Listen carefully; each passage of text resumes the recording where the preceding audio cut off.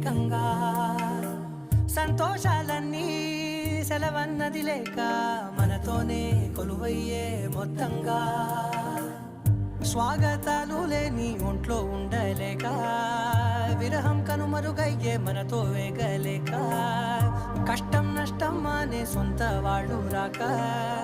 కన్నీరొంటరాయే నిలువ నీడలేక ఎంత అదృష్టం నాదేనంటూ పగబట్టిందే నాపై జగమంతా